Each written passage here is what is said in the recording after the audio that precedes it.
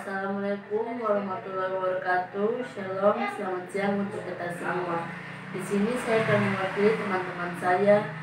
Pertama, perkenalkan, nama saya Zulfa.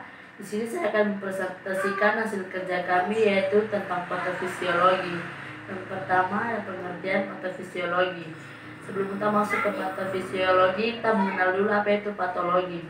Patologi adalah ilmu yang mempelajari tentang penyakit. Patologi terbagi menjadi dua, yaitu yang pertama patologi anatomi dan yang kedua patologi klinis. Yang pertama, patologi anatomi ialah ilmu yang mempelajari tentang perubahan morfologi sel dan jaringan, terdiri dari patologi bedah, sitopatologi, dan patologi otopsi.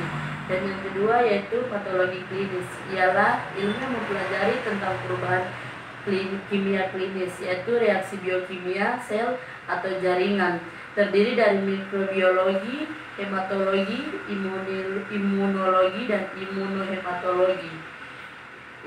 Selanjutnya kita masuk ke patofisiologi, yaitu ilmu yang mempelajari tentang perubahan fisiologi akibat penyakit. Patofisiologi merupakan integritas ilmu anatomi, terdiri dari fisiologi, biologi sel dan molekuler, serta genetika, farmakologi, dan patologi. Patofisiologi berfokus pada mekanisme penyakit atau proses dinamika yang merupakan tanda saik dan gejala atau simptom. Yang kedua yaitu apa itu penyakit. Penyakit adalah kegagalan organisme untuk beradaptasi atau mempertahankan homeostatis yang merupakan proses fisiologi yang mengalami penyimpangan. Penyimpangan fisiologi dapat disebabkan oleh banyak faktor. Yang pertama yaitu agen, yang kedua hipersensitivitas atau alergi, dan yang ketiga yaitu genetik. Yang ketiga itu ada benih penyakit, terdiri dari agen. Agen dibagi menjadi beberapa bagian, yaitu terdiri dari bakteri, virus, protozoa, dan jamur. Mekanisme adaptasi tubuh sendiri terdiri dari leukosit, yaitu fungsi fagositosis untuk agen, juga untuk cedera jaringan. Imunitas penting untuk pertahanan, juga dapat menyebabkan alergi atau hipersensitivitas. Proliferal sel penting untuk penyembuhan sel, juga menyebabkan penyakit kanker. Yang keempat yaitu ada perkembangan penyakit. Etiologi atau konsep yang kompleks karena sebagian besar penyakit penyebabnya multifaktorial dan akibat interaksi faktor intrinsik atau genetik dan lingkungan tanpa mengetahui etiologi. Pencegahan dan pengobatan menjadi sulit. Patogenesis yaitu rangkaian kejadian proses perkembangan penyakit dari permulaan yang paling awal dan serta faktor yang mempengaruhi riwayat penyakit alamiah, yaitu perjalanan penyakit dari awal sampai akhir tanpa pengobatan atau campur tangan medis. Yang kelima yaitu ada tahap riwayat alamiah penyakit, terdiri dari beberapa bagian, yaitu yang pertama tahap prepatogenesis, yaitu kondisi host masih normal atau sehat, sudah ada interaksi antara host dan agen, tetapi agen masih di luar host. Jika interaksi host, agen, dan environment berubah, host jadi lebih rentan dan agen jadi lebih virulen atau masuk tahap dan yang kedua yaitu masuk ke tahap patogenesis, yaitu tahap inkubasi, tahap penyakit dini, dan tahap penyakit lanjut. Selanjutnya kita masuk ke tahap pasca patogenesis, yaitu tahap penyakit akhir. Yang kedua tahap sembuh sempurna, yang ketiga sembuh dengan cacat, dan masuk ke yang keempat yaitu sembuh, yang kelima kronik atau karier, yang keenam cacat, dan yang ketujuh mati. Kita masuk ke bagian keenam yaitu perkembangan penyakit.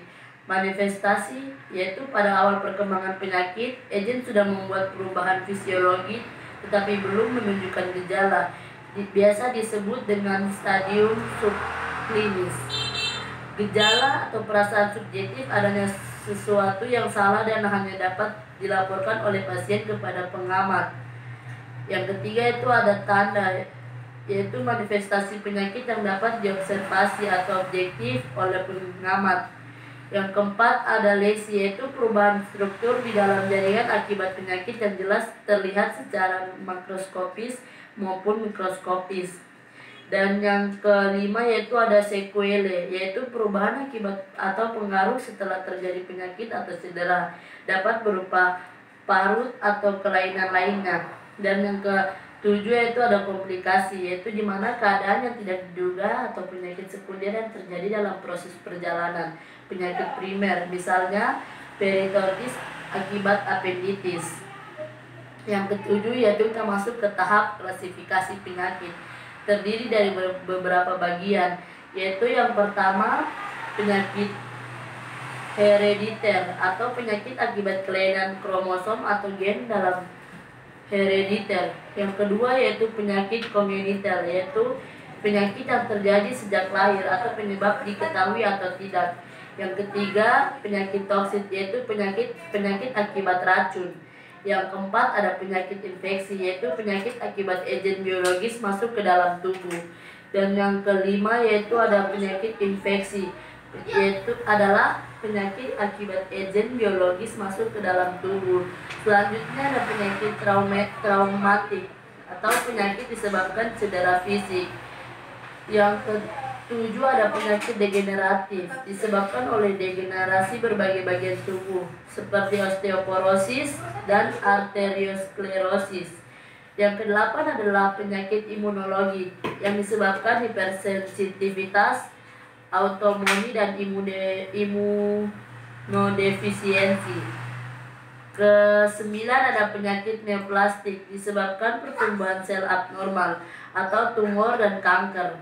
Yang ke-10 itu adalah penyakit gizi, disebabkan defisiensi gizi, protein, kalori, vitamin, dan mineral.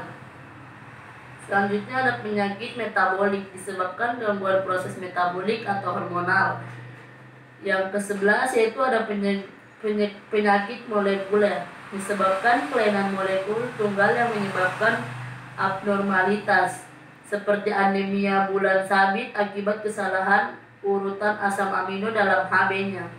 Yang ke-12 yaitu ada penyakit psikogenik, disebabkan oleh gangguan mental seperti neurosa dan skizofrenia.